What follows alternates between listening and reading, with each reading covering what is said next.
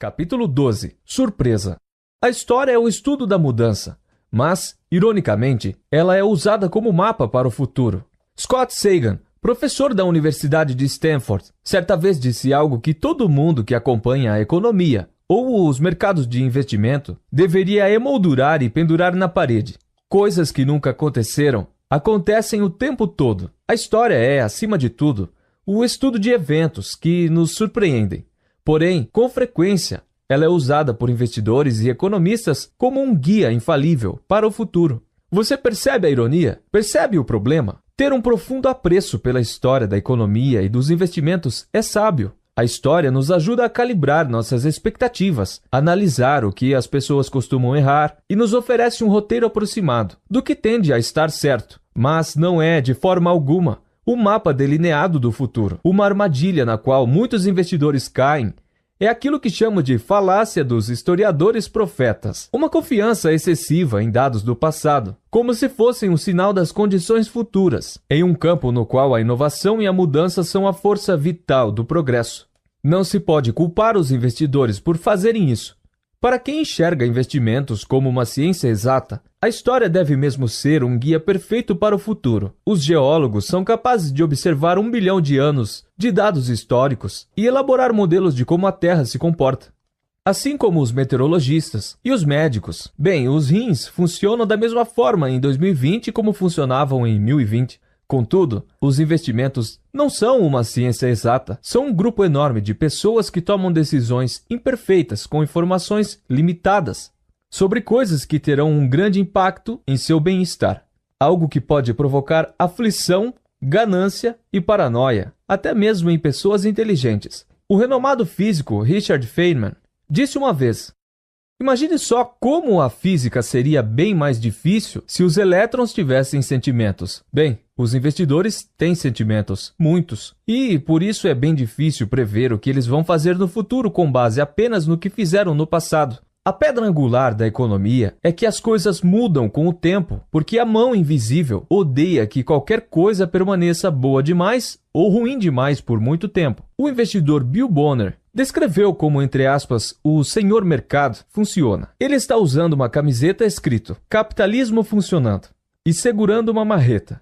Poucas coisas permanecem iguais por muito tempo, o que significa que não podemos tratar historiadores como profetas. A força motriz mais importante de qualquer aspecto relacionado ao dinheiro são as histórias que as pessoas contam a si mesmas e as preferências que têm por produtos e serviços.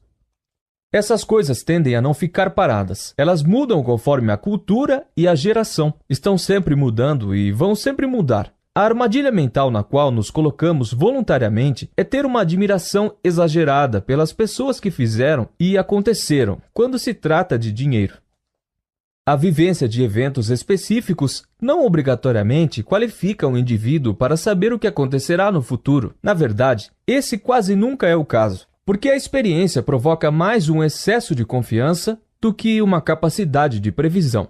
O investidor Michael Batnick explicou isso muito bem, confrontando com o argumento de que poucos investidores americanos estão preparados para o aumento das taxas de juros por jamais terem vivenciado um. O último grande período de aumento das taxas de juros ocorreu há quase 40 anos. Ele argumentou que não fazia diferença, porque vivenciar ou mesmo estudar eventos do passado pode não servir como um guia para o que acontecerá quando houver um aumento das taxas no futuro.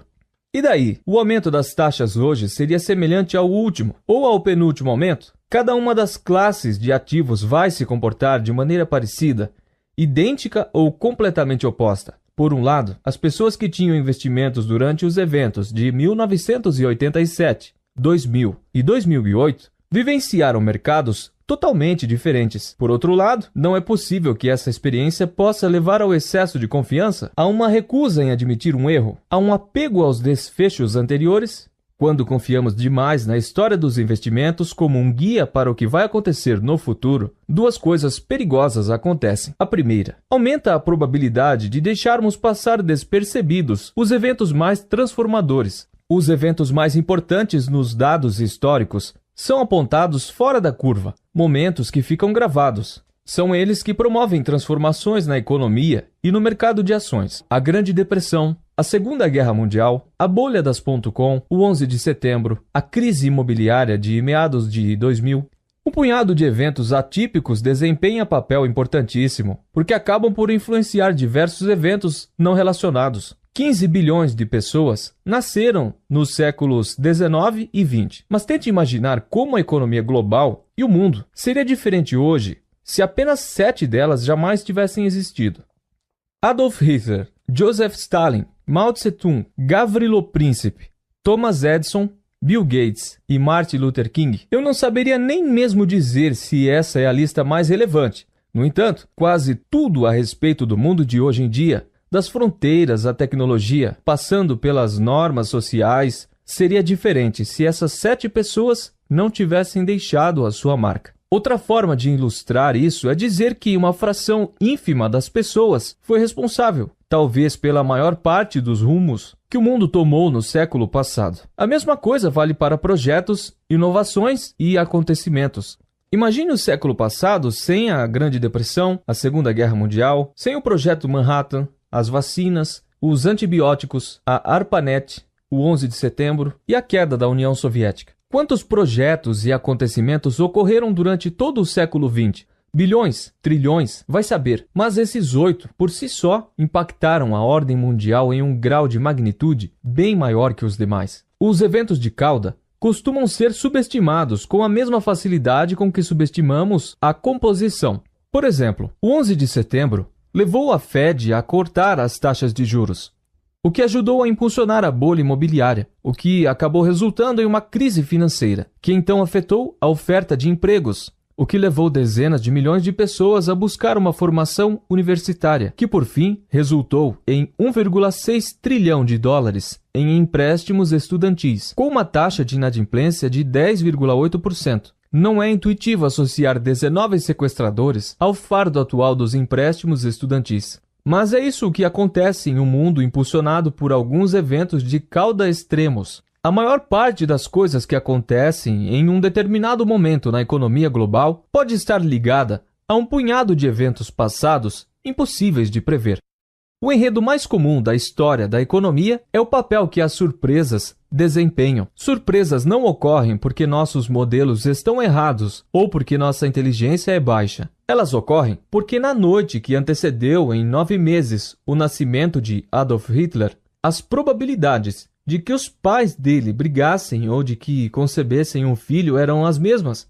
Tecnologia é algo difícil de prever, porque o Bill Gates poderia ter morrido de poliomielite se Jonas Salk tivesse se irritado e desistido de sua busca por uma vacina. O motivo pelo qual não fomos capazes de prever o aumento do volume de empréstimos estudantis é porque uma segurança do aeroporto tinha a mesma probabilidade de confiscar ou não a faca usada por um dos sequestradores do 11 de setembro. Apenas isso. A questão é que, frequentemente, usamos eventos como a Grande Depressão e a Segunda Guerra Mundial como base para formular nossas visões de pior cenário possível em relação aos retornos de investimentos futuros.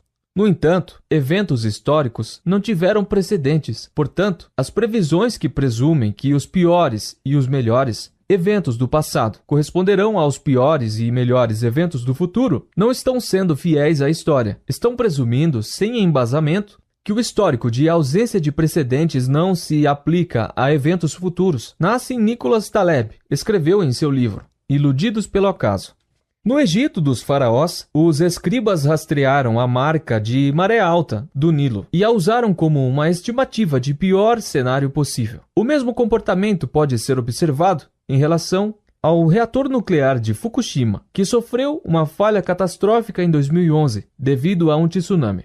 Ele havia sido construído para resistir ao pior terremoto já visto no passado, sem que os engenheiros tenham imaginado coisas bem piores, desconsiderando, portanto, que o pior evento passado obrigatoriamente havia sido uma surpresa, uma vez que não tinha precedentes.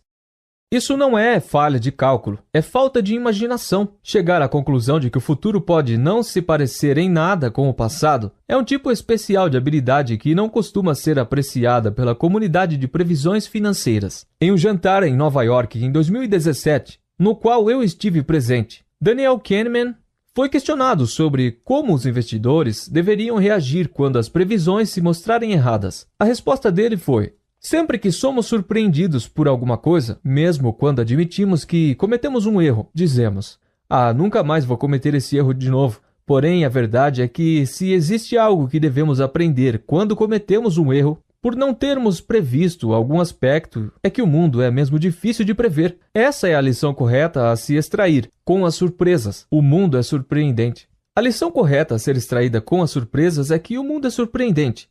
Não que devemos usar as surpresas do passado como um guia para os limites do futuro, mas que devemos usar as surpresas do passado para admitir que não temos a menor ideia do que pode acontecer no futuro. Os eventos econômicos mais importantes do futuro, os mais transformadores, são coisas sobre as quais a história nos dá pouca ou nenhuma pista. Serão eventos sem precedentes. Essa natureza sem precedentes significa que não estaremos preparados para eles, o que é parte do que os torna tão impactantes. Isso vale tanto para eventos assustadores, como recessões e guerras, quanto para eventos positivos, como inovações. Eu confio nessa previsão porque transformações que motivaram surpresas foi a previsão mais precisa em praticamente todos os momentos históricos. O segundo ponto é o seguinte: a história pode ser um guia enganoso para o futuro da economia e do mercado de ações, porque não leva em conta as mudanças estruturais relevantes para o mundo atual. Vejamos algumas das mais importantes. O Plano de Aposentadoria 401 existe há 42 anos. A conta Roth IRA é mais recente ainda, tendo sido criada na década de 1990. Portanto, o aconselhamento financeiro pessoal e análise sobre como os americanos planejam suas aposentadorias hoje em dia não são diretamente comparáveis ao que fazia sentido há uma única geração atrás. Temos novas opções, as coisas mudaram, ou o capital de risco, por exemplo. Ele mal existia há 25 anos atrás. Hoje existem fundos de capital de risco que sozinhos são maiores do que a indústria inteira de uma geração anterior. Em suas memórias, o fundador da Nike, Phil Knight, escreveu sobre os seus primeiros dias no mundo dos negócios. Não existia capital de risco. Um jovem aspirante a empresário tinha poucos lugares aos quais recorrer, e esses lugares eram todos guardados por porteiros avessos ao risco e sem um pingo de imaginação, ou seja, banqueiros. O que isso significa, na verdade, é que todos os dados históricos que datam de apenas algumas décadas sobre como as startups são financiadas estão desatualizados. O que sabemos sobre ciclos de investimentos e taxas de fracasso em startups não é uma base histórica profunda da qual podemos tirar alguma lição, porque a forma como as empresas são financiadas hoje em dia é um novo paradigma histórico. Ou as bolsas de valores, por exemplo. O S&P 500 não incluía ações financeiras até 1976. Hoje, elas representam 16% do índice. As ações de empresas de tecnologia eram virtualmente inexistentes 50 anos atrás. Atualmente, elas compõem mais de que um quinto do índice. As regras de contabilidade mudaram ao longo do tempo. O mesmo aconteceu com os comunicados, as auditorias e o grau de liquidez do mercado. As coisas mudaram. O intervalo entre as recessões nos Estados Unidos mudou drasticamente nos últimos 150 anos. Um tempo médio entre as recessões cresceu de cerca de 2 anos no final do século XIX para 5 no início do século XX e 8 no último meio século. Enquanto escrevo este livro, parece que estamos entrando em uma recessão, 12 anos desde que a última teve início. Em dezembro de 2007. Essa é a maior lacuna entre recessões desde antes da Guerra Civil. Existem muitas teorias sobre por que as recessões se tornaram menos frequentes. Uma delas diz que o Fed se tornou melhor em gerir, ou pelo menos em estender, o ciclo de negócios. Outra diz que a indústria passada era mais propensa a ciclos de superprodução do que as indústrias de serviços, que têm dominado a economia nos últimos 50 anos. A parte ruim é que, apesar de hoje termos menos recessões, quando elas ocorrem são mais poderosas do que antes. Para o nosso argumento aqui, não importa muito o que ocasionou a mudança. O que importa é que as coisas claramente mudaram. Para ilustrar como essas mudanças históricas devem afetar as decisões de investimento, vejamos o trabalho de um homem que muitos acreditam ser uma das maiores mentes de todos os tempos quando se fala de investimento. Benjamin Graham. O livro clássico de Graham, O Investidor Inteligente, é muito mais do que teoria. Ele oferece orientações práticas, como fórmulas que os investidores podem usar para tomar decisões de investimento inteligentes. Li o livro de Graham quando era adolescente e pela primeira vez aprendi sobre como investir. As fórmulas apresentadas no livro eram atraentes para mim, porque são um passo a passo sobre como ficar rico. Basta segui-las. Parecia muito fácil. No entanto, uma coisa fica nítida quando você tenta pôr algumas dessas fórmulas em prática. Poucas delas funcionam de verdade. Graham defendia a compra de ações que estivessem sendo negociadas por menos do que seus ativos operacionais líquidos. Basicamente, o dinheiro em conta menos todas as dívidas. Isso parece incrível, mas poucas ações são negociadas tão barato assim, exceto, digamos, penny stocks, acusadas de fraude contábil. Um dos critérios de Graham orientava os investidores conservadores a evitar a compra de ações por mais de 1,5 vezes o valor contábil. Se você conseguisse essa regra, na última década, não teria comprado quase nada além de ações de seguradoras e bancos. Não há nenhum universo em que isso seja normal. O Investidor Inteligente é um dos livros de investimento mais importantes de todos os tempos. Contudo, não conheço um único investidor que tenha implementado bem as fórmulas prescritas por Graham. O livro é cheio de sabedoria, talvez mais do que qualquer outro já publicado sobre o assunto. Mas, enquanto guia prático, é no mínimo questionável. O que aconteceu? Graham era um showman que soava plausível, mas cujos conselhos não funcionavam? De modo algum. Na verdade, ele era um investidor extremamente bem-sucedido, mas Graham também era prático e nadava sempre contra a corrente. Ele não tinha interesse em investir em ideias que teria que manter depois que muitos outros investidores adotassem as mesmas teorias, deixando-as tão populares que o potencial delas se tornaria inútil. Jason Zweig, que publicou uma versão comentada do livro de Graham, escreveu certa vez: Graham estava constantemente testando e retestando suas suposições em busca do que funcionava. Não do que funcionava no passado, mas no presente. A cada edição da revista de O Investidor Inteligente, Graham descartava as fórmulas que apresentava na anterior e as substituía por outras, novas, declarando, de certa forma, que aquelas não funcionavam mais. Pelo menos não tão bem quanto costumavam. Essas aqui são as que parecem funcionar melhor agora. Uma das críticas mais comuns feitas a Graham é que todas as fórmulas da edição de 1972 são antiquadas. A única resposta adequada a essa crítica é dizer: claro que são. São fórmulas que ele utilizou para substituir as fórmulas da edição de 65, que substituíram as fórmulas de 54. Que, por sua vez, substituíram as da edição de 49, que era um desenvolvimento das fórmulas originais que ele havia apresentado em 1934, no livro Security Analysis, Análise de Ações em Tradução Livre. Graham morreu em 1976. Se as fórmulas que ele defendia forem descartadas e atualizadas 5 vezes entre 1934 e 1972, você acha que seriam relevantes em 2020 ou que seriam em 2050? Pouco antes de morrer, perguntaram se ele continuava defendendo a análise detalhada de ações individuais, a tática que o deixou famoso. Sua resposta foi: em geral, não. Não sou mais um defensor de técnicas elaboradas de análise de títulos para encontrar oportunidades mais valiosas. Isso dava retorno, digamos, 40 anos atrás, quando saiu a primeira edição da Security Analysis. A situação mudou muito desde então. O que mudou foi que a competição aumentou à medida que as oportunidades se tornaram mais conhecidas, a tecnologia tornou a informação mais acessível e as indústrias se transformaram à medida que a economia mudou, do setor industrial para o de tecnologia, que tem diferentes ciclos de negócios e usos de capital. As coisas mudaram. Uma peculiaridade interessante da história dos investimentos é que quanto mais você olha para trás, maior a probabilidade de estar examinando uma realidade que não se aplica mais aos dias de hoje. Muitos investidores e economistas se apoiam no fato de que suas previsões são embasadas em décadas, até mesmo séculos, de dados. Entretanto, uma vez que as economias estão sempre em evolução, a história recente é quase sempre o melhor guia para o futuro, porque é mais provável que ela inclua condições essenciais que serão relevantes no futuro. Existe uma frase comum entre os investidores, em geral usada como deboche, que diz: dessa vez é diferente. Se você tiver que argumentar com alguém que está prevendo que o futuro não vai espelhar perfeitamente o passado, diga: então você acha que dessa vez é diferente. E pronto.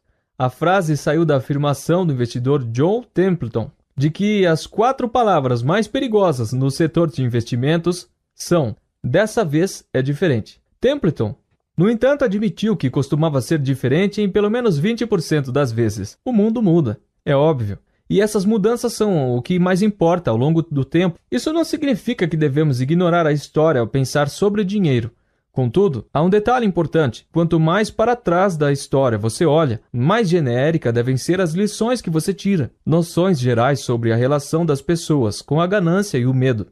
Sobre como se comportam sob estresse e sobre como respondem aos incentivos. Tendem a ser estáveis no tempo. A história do dinheiro é útil para esse tipo de coisa. Porém, tendências específicas, negócios específicos, setores específicos, relações causais específicas sobre as bolsas e o que as pessoas devem fazer com o seu dinheiro são sempre um exemplo de trabalho em andamento. Historiadores não são profetas. A questão que fica, então, é como devemos pensar e planejar o futuro. Vamos dar uma olhada nisso no próximo capítulo.